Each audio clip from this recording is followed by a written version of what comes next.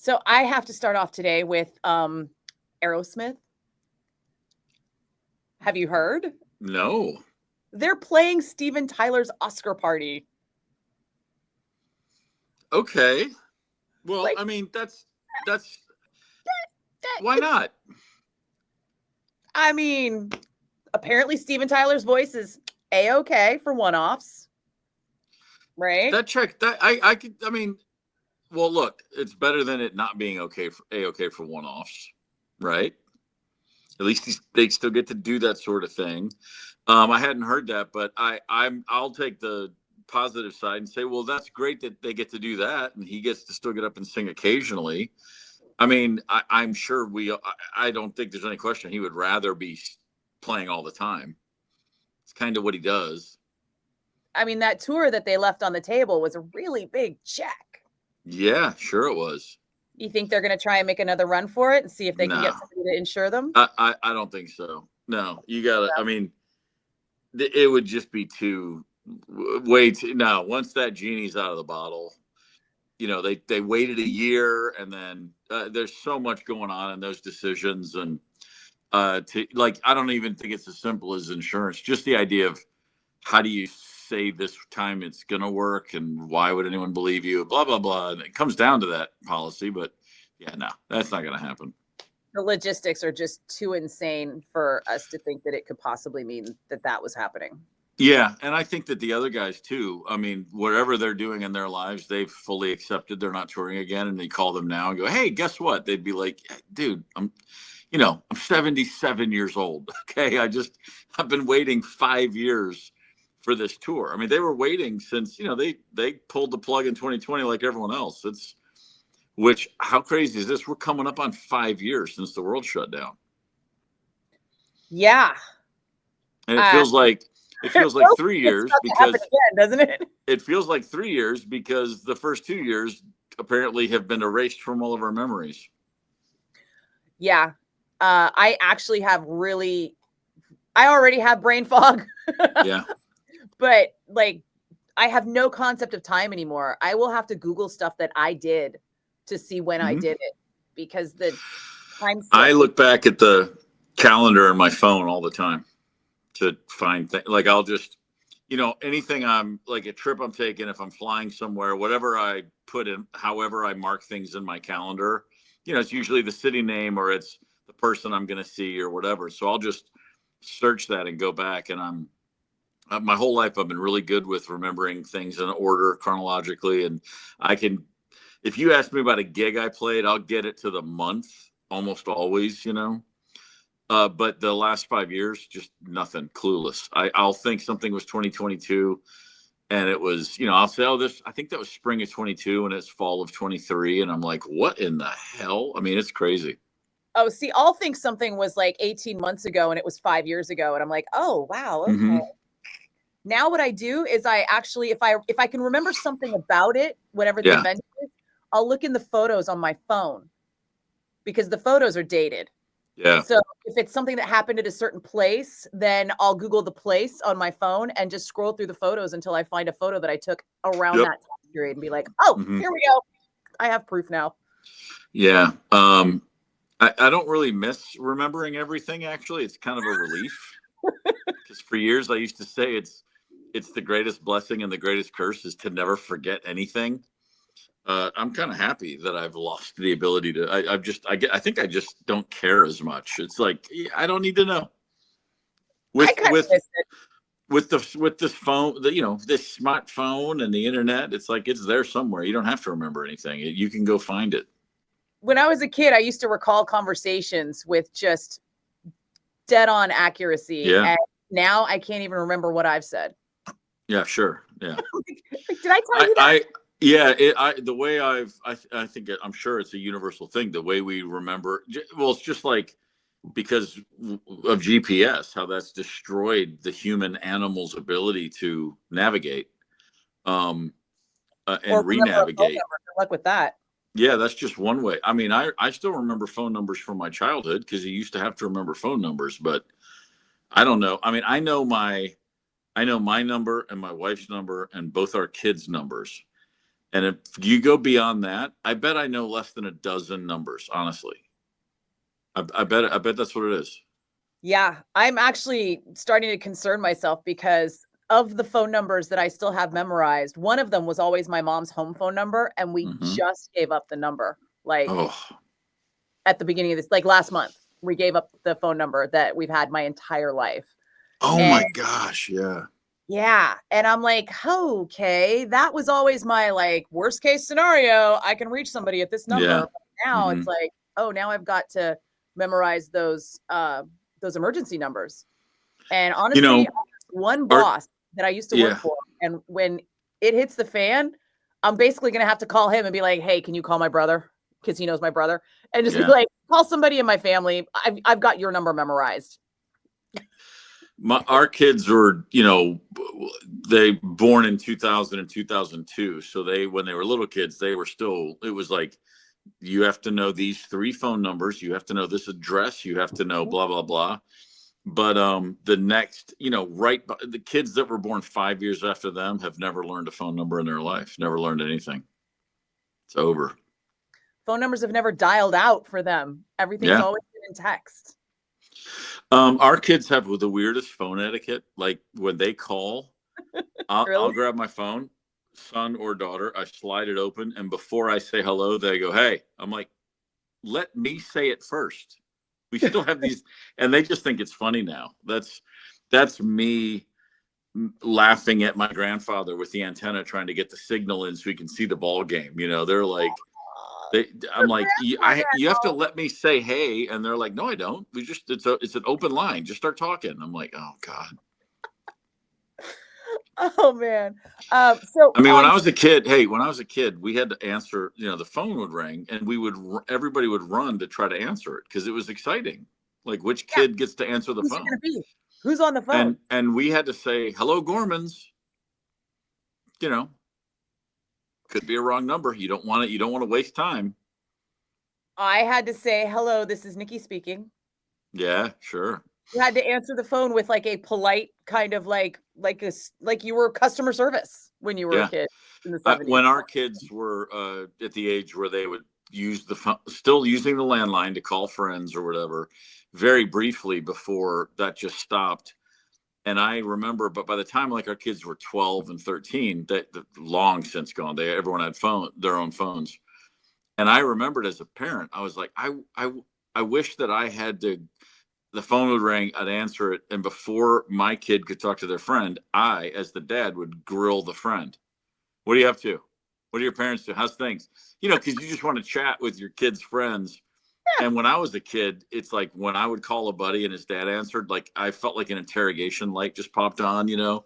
And they're seriously going, "Hey, how was the basketball tournament last weekend?" And I'd be like, "Well, Mr. Lawson, it was fine. We went there and we did the," you know, you just give this rote recital of what happened, you know. And it's like I look back now and I'm like, they were just nice guys just trying to engage with their son's friend. And I thought they were like, you know, police detectives the whole time. Oh no. In my family's case, I'm 100% sure they were trying to verify details.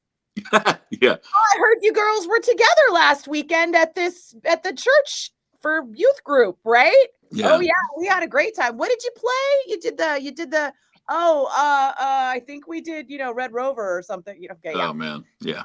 That's true. They were could have been a little more of that than I want to admit. Yeah. Yeah. Not when I was little, but by the time I was a teenager, absolutely. Yep. It was the worst to talk to people's parents.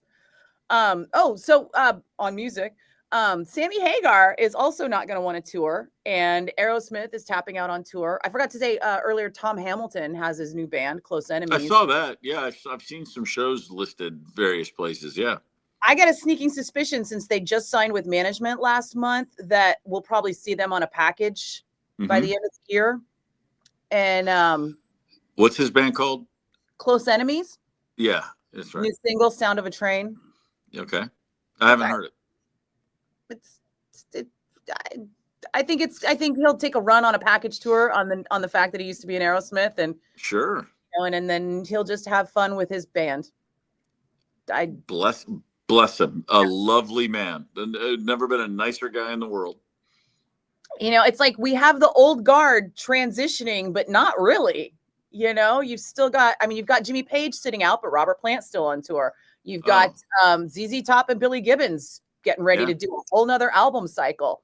But Aerosmith like tapped out. Sammy Hagar like residences only. It's funny, we used to think that these guys would all one day just have to give it up, and then you realize at a certain point, and it makes sense to me now, like, why would you? I mean, if your option is continue to be in the Rolling Stones or ZZ Top or fill in the blank, the option to that is to go somewhere, do something else. But everywhere you go, and no matter what you do, everyone's talking to you about being in the Rolling Stones. You might as well just stay in the Rolling Stones. You're saying if you're that guy, just be that guy? Yeah, I mean, no one's going to let you forget it. It's like, it's just I saw something, Saturday Night Live's 50th anniversary coming up, and there's a series on Peacock of several episodes about the show, and watched the first one. And one of the cast members who was on for a few years, I can't remember his name. He was okay, wasn't a big star. He said that when he got hired, Seth Meyers said, "Hey, congratulations on having the job that will be the first thing everyone ever says to you for the rest of your life. The first thing anyone ever mentions for the rest of your life." And he goes, "And that's exactly right. That's exactly what it's been." Because, and I thought about it. If anybody that was ever on that show sits next to me at a bar, I'm going to look at him and go, "Hey, man, so when you were on Saturday Night Live, I don't care what you've done. That show is still that place." And just imagine being in, one of these 50, 60-year bands. You're not going to stop that if you don't have to. Why would you? I mean, if the check is there and you're having a good time and people are still buying the ticket. We all remember The Sopranos when Christopher wanted to get out and be a screenwriter. And he was trying to figure out, and Adrian had to cut a deal with the feds. And then he goes to get gas, and he looks across and he sees that family that's struggling. They don't have that money. Next thing you know, his girlfriend's dead in the field in upstate New York, and he's back in the mob. You know what I mean? Spoiler alerts, everyone. If you haven't seen The Sopranos, no, it's 2025, so we just now passed the what do you call it? It's okay. It's no longer a spoiler alert. We're good now. We're good now. The series ended. The series ending is like one of the most publicized series endings of all time, outside of maybe the Sixth Sense movie. So I feel like we're good. I think we're cool. It's okay. But here's the question I got to ask: is are people still going to keep buying the ticket? I got a sneaking suspicion that 2025 is going to be the year of the Boomerang concert ticket, where people are actually just now starting to watch more online than they are in real life. We've got this Fire Aid benefit on January 30th, and it's going to be broadcast across every streaming service ever. Everywhere, yeah. Everyone's going to be able to watch it. A handful of people, not a handful, but probably 50,000 times 2. I think it's in 2 venues. So maybe 80,000 people will get to watch it, but everybody's going to see it. And people are getting used to that. People are getting used to living their lives on this little screen right here, and they don't. Oh, for sure. I think what's gonna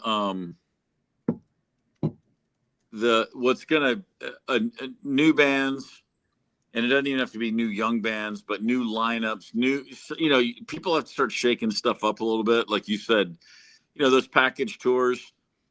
Like I just saw the REO Speedwagon, which is now called Kevin Cronin and Friends or something, but it's everybody but the bass player, and they're going out with Styx and somebody else, and that's great. Those are all great bands with a bunch of songs. Yeah, bunch of stuff we all love. But a lot of the people that go to see those shows every year have seen that now enough times. There's going to have to, there's a way to. This is when promoters are really going to have to earn their stripes, because you got to come up with a way to say this is not like it was before. This is not the same old thing. We've seen the Foreigner farewell tour already twice. Yeah. So, and they're like, we're doing 2-3 more years of this. Yeah. Well, and those bands that we mentioned, there is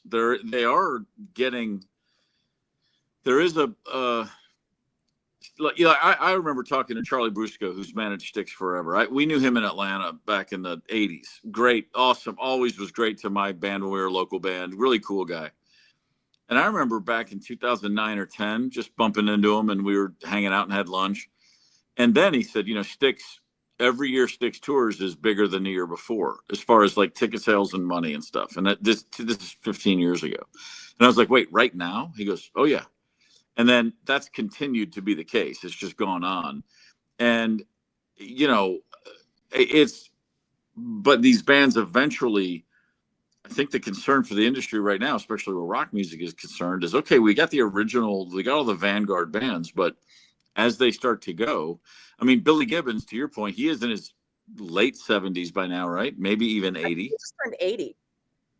And still plays great, but it's the kind of thing where he'll wake up one day and not want to do it or can't do it. And the same with all these guys. And there's nothing ageist about it. It's just reality. And so who's that next generation? Because some of the biggest bands of the 90s operated differently. They all became self-reliant islands. Mm-hmm. Dave Matthews, Pearl Jam, Foo Fighters, like you think of the biggest bands that are still around, they all do whatever they want when they want. They don't go out every summer because the promoters want them to. They call their own shot. And so for the first time, you have all these rock bands. You know, I think in the world of rock touring, it's a real concern. Like, who's going to fill up all those rooms when the only bands left that can do the big rooms just don't, you know, Pearl Jam doesn't care. Well, and who's going to buy all those tickets when all the kids are kind of like shrugging it off, like, yeah, I'm not going to drop $300-$400 on a night. It's yeah, of course, it's an interesting thing. I mean, I like you said, there's all these there's some sort of weird simulation. There's some new show coming out on Netflix. There's something somewhere. I mean, this crazy story of the last few months. The kid who murdered the insurance exec in Times Square. Luigi Mangione. That story got more attention from Gen Z than any tour ever. I mean, like, there's not a band, there's not rock music that hits people's pulse the way that one story did. I'm just saying, like, we just live in that time. When you and I were little kids, if a CEO had been assassinated, it would have been news. And wow, that's interesting. But whatever, man. Grand Funk's coming to town. I mean, it just didn't matter in the grand scheme of things. We live in such a different world now, and the future of live touring rock bands. I don't know who it's going to be. I mean, sometimes I look at the landscape. I think, man, we're closer to the end than I want to admit. You know. But then again, if people aren't touring as much, that might be a good thing too in terms of the fan experience. If everybody just takes a break, you know, if you don't go away, how can we miss you? There's that theory too. That's what I got to wonder. You know, I mean, there are some bands that have such a following, they can come through every year and somebody will go to see them. It's like Styx, you know, it's like that nostalgia package tour that everybody's like, just throw 3 more bands together and we'll come see you. Or the jam band scene, or the really young bands that are still building a following and people just go because it's a great cheap night out. But the big money makers, you know, the stuff that's at the top of the thing, right? You know, the Taylor, like you said, the Taylor Swifts, the Metallicas, the Foo Fighters, the stadium bands that are really stoking the industry with fat cash. Yeah. They're kind of all in cycle right now after the pandemic, and they're going to need to take some time off. Yeah, they are. And, you know, there's always been, I mean, we came up at a time when you had every class, you had bands that would sell out clubs and be great. You had bands in theaters, you had bands in sheds, you had arenas, you had all the stages of development for careers. And there was just this steady stream of bands that were advancing.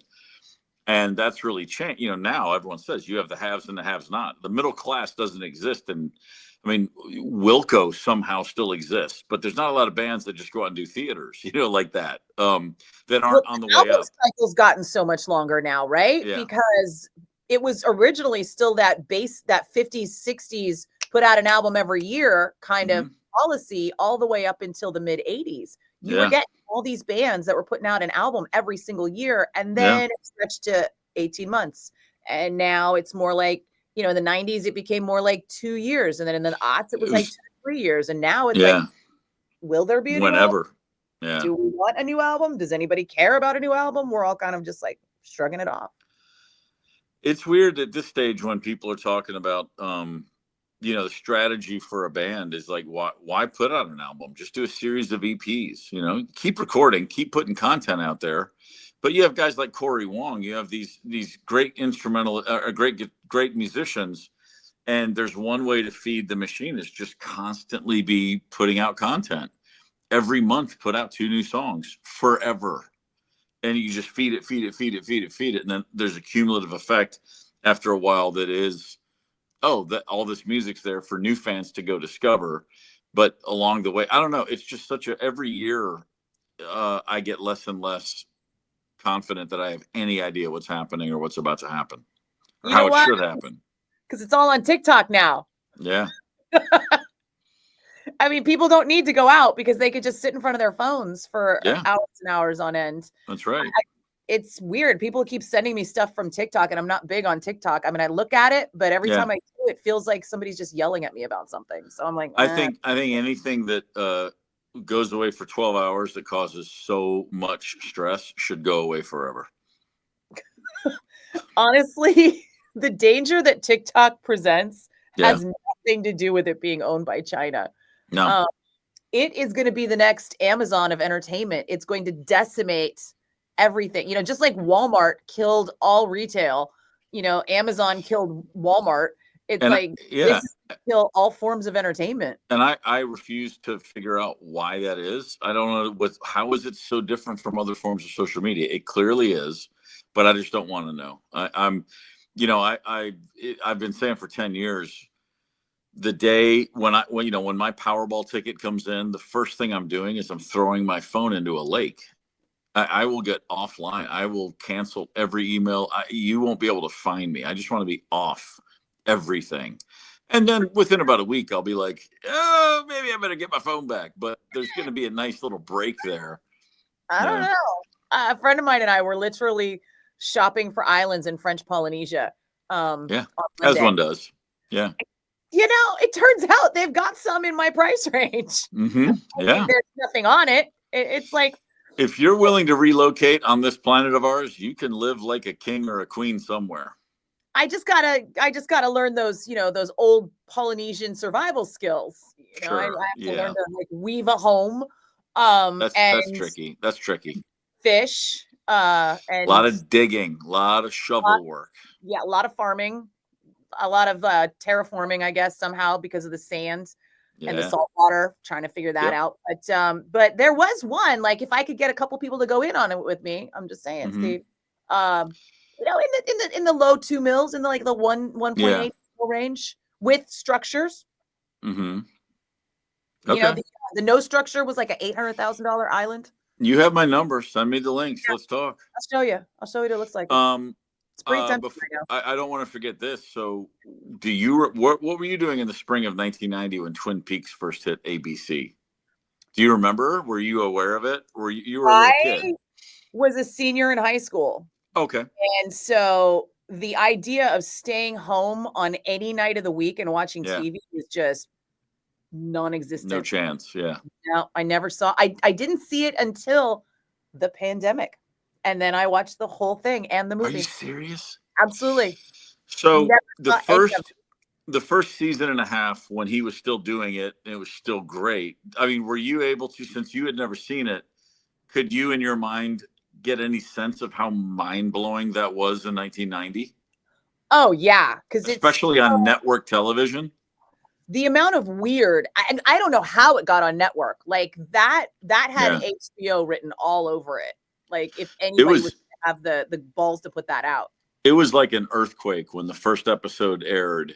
The way everybody, you know, it was like the movie They Live with the glasses. You either saw it or you didn't. You were either in on it or you weren't. And for everybody that had seen it, the longest weeks ever in TV history were in between those episodes in the spring of 1990. It was just like, just 7 days of conversation. And then you'd see the next episode. I remember it was like, I mean, there was never been anything like it in my life in any realm of, rock or pop or TV or movie. I mean, there was just it was the weirdest and greatest thing ever. It really was. It's hard to explain how The Sopranos was obviously groundbreaking and amazing. The Wire is unlike anything else. You look at these great shows, but a decade before those was Twin Peaks. And man, it was just there's never been anything like it in my mind. Also, as somebody who did a lot of acid in the 80s, I kind of felt like that's what they were going for, was just that feeling that you were just coming onto a trip, because a lot of it. Did that just happen? Was that supposed to make sense? You're just in this kind of like elevated sense of like watching everything with texture and trying to figure out if that really happened, if you were supposed to see it. Like, you're just all up in your head about that show all the way up until I didn't realize that's why it started to get bad at the end. He wasn't involved in the end. Yeah. Oh, he left before the second season ended. ABC insisted. They kept insisting you have to solve the murder, and he was never ever going to solve who killed Laura Palmer. His thing was like that, because that's not the point. Right. I love that idea. I wish the point is that the point is, what do all these questions mean? Not what are the answers. And the network was like, and the second it was determined who did that, the show started losing steam real fast, because he was like, okay, I'm out of here. Yeah. Otherwise, then you take away everybody's purpose. Yeah, it was but like, and also like the dream sequences. It's the only dream sequences in a show or a movie I've ever seen that felt like real dreams, where you'd be like, I've had a dream just like that. Like, there's nothing worse than someone telling you about their dream. You know what I mean? Like, because even, I remember all my dreams, and I like to share. Sometimes I'll be like, I got to tell you about this, and I know it's going to fall on deaf ears, but I can't help it. But for somebody who can show a dream and make it feel like a real dream, he's the only guy that's ever done that to me. So the number one thing he did in that was the thing that happens in dreams nonstop, which is where someone's talking to you and they're talking to you and you can't understand what they're saying, even though they're talking to you, and you're like, what? And then they start talking in like, what is a gibber? Like, I have had dreams where I've understood foreign languages, and I'm have somebody talking to me in this foreign language, and I'm like understanding what they're saying, and then I'm trying to speak it back. Like that phenomenon in the dream sequences that he had was like, it's amazing. I saw something the other day. Somebody said, isn't it interesting that you never dream about your smartphone in a dream? Like, you never have your phone in your dream. And as soon as I read that, I went, yeah, I've never ever been in a dream where I'm like, let me look that up on my phone. Let me make a call. It's like, that doesn't exist in our dreams. I don't think you watch TV in dreams either. I think dreams are all actual, like firsthand experience. It's all about the you doing things. It's not about the you watching things. But so David passed away at 78, but I mean, he smoked like a chimney. He'd been for a while. He was, speaking of the pandemic again, he was super, I think that's what made me watch it during the pandemic. He was super entertaining, doing his weird little like weather reports and stuff. Yep. Awesome. The weather in Los Angeles today with David Lynch. Yeah, he's great. Awesome. Did you ever see the movie he made called The Straight Story? No. Go find that. Check it out. You won't. It's great. It's called The Straight Story. And I mean, of course, I saw Lost Highway. Everybody saw that one.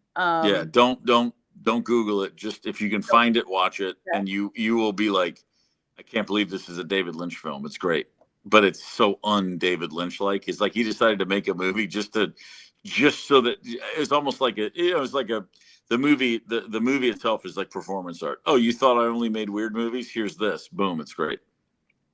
Straight Story. Yeah. Okay. Awesome. I'm in. I'll watch it. We'll talk about it next week. All right.